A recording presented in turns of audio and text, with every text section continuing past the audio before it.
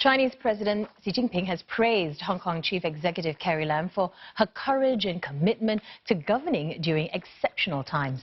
And during their meeting in Beijing, President Xi described 2019 as the most challenging and complicated year for the territory since its handover in 1997.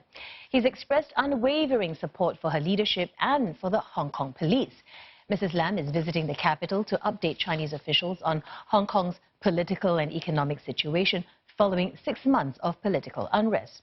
Our correspondent Olivia Xiong joins us live from Beijing right now. Olivia, so did Mrs Lam receive any key directives from President Xi or other senior officials? Well, it would seem that the central government's position has not changed, even as we see once again on Sunday night fresh clashes between police and protesters in Hong Kong. But if you recall, President Xi had met Mrs Lam in Shanghai last month, and back then he had voiced the central government's support for her and also called for efforts to stop violence in Hong Kong. And this is kind of the same message that we are hearing again today, although the context is a little bit different. This time round, as Mrs Lam meets the central government leaders, this comes just after pro-Beijing candidates had suffered a landslide defeat in the district council elections, and some reports had suggested that a cabinet reshuffle may be in store or that Mrs Lam may be replaced, but we heard no signs of that, no specifics. Instead, President Xi continued to throw the central government's weight behind Mrs Lam and the Hong Kong government. He said that Hong Kong has undergone the most severe and complex situation since the city's return to China, and in face of the various pressures, he commended Mrs Lam for being able to stick to the bottom line of one country, two systems, and how she has exercised governance by law and has done a lot of hard work. He also praised how the Hong Kong government under her leadership has been able to respond to social concerns and roll out measures to help businesses and address some of the hardship. He also reiterated the central government's position on the Hong Kong situation. Have a listen. 我讲了3个坚定不移，就是我们维护国家主权、安全、发展利益的决心坚定不移。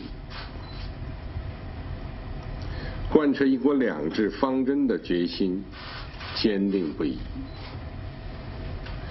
反对任何外部势力干涉香港事务的决心坚定不移。我们将继续坚定支持你带领香港特别行政区政府依法施政。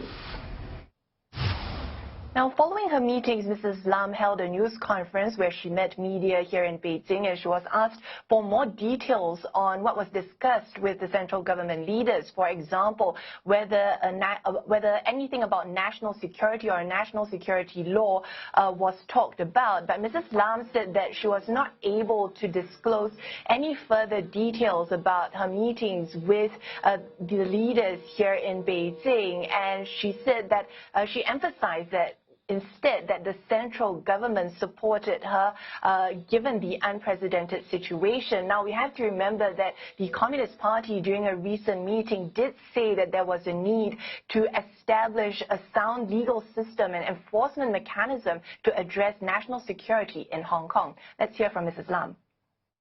This year is a rather special one because in the last 6 months, Hong Kong has been haunted by this social unrest, disturbances, and violent acts. So I spent a bit more time to give them an account of where things stand. And of course, in their opening remarks, they also made comments particularly on this phenomenon.